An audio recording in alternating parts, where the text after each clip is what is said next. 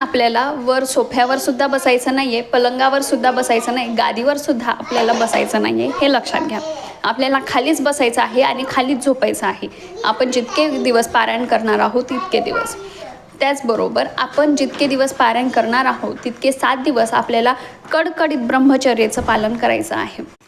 जितके दिवस आपण पारायण करत आहोत तितके दिवस आपल्याला 7 दिवस हे नख कापायचे नाही आहेत किंवा केस आपल्याला कापायचे नाही आहेत, हे लक्षात घ्या.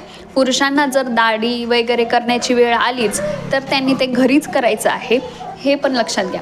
जितके दिवस आपण पारायण करणार आहोत तितके दिवस गुरुचरित्र सुरू करण्या अगोदर आपल्याला सेवा दिलेली आहे. त्यामध्ये स्वामींचं स्तवन आहे, गणपती अथर्व शीर्षा आहे, गायत्री मंत्राची 1 माळ आहे, त्याचबरोबर आणि स्वामी महाराजांची 1 माळ.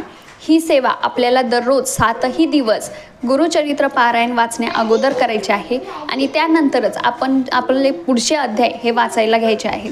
अध्याय कुठल्या दिवशी किती वाचावे, पहिल्या दिवशी किती वाचावे, दुसऱ्या दिवशी किती वाचावे, ही संपूर्ण माहिती आपल्याला गुरुचरित्र पारायणामध्ये पहिल्या पेजवर दिलेली आहे. त्यानुसार आपल्याला पहिल्या दिवशी 1 ते 9 आहेत, दुसऱ्या दिवशी 10 ते 14 आहेत, 13 आहेत, अशा प्रकारे आपल्याला दिलेली आहे. त्यानुसार आपण रोजचे अध्याय हे आपले कंप्लीट करायचे आहेत आणि अध्याय हे एका बैठकीतच आपल्याला कंप्लीट करायचे आहेत, हे लक्षात घ्या. ते गुरुचरित्र पारायण वाचताना सारखं आपलं डिस्टर्ब होणार नाही किंवा आपल्याला गुरुचरित्र पारायण वाचताना हे उठायचं नाही आहे, हे देखील लक्षात घ्या.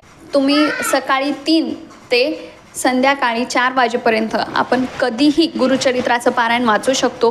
फक्त 12 ते 12:30 दुपारची जी 12 ते 12:30 ही वेळ आहे ती दत्त महाराजांची भिक्षेची वेळ असल्यामुळे आपल्याला 12 ते 12:30 या वेळेत गुरुचरित्र पारायण वाचायचं नाही.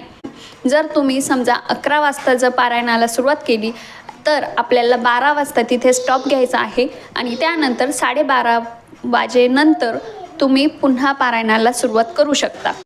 पारायण काळामध्ये आपल्याला चामड्याच्या वस्तू वगैरे वापरायला टाळायच्या आहेत. त्याचबरोबर पारायण काळामध्ये आपण जितके दिवस पारायण करणार आहोत तितके दिवस आपल्याला मांसाहारसुद्धा आपल्या घरामध्येच आणायला टाळायचं आहे, हे लक्षात घ्या. तर अशा कडकडीत नियमांचं पालन हे आपलं आवर्जून झालंच पाहिजे.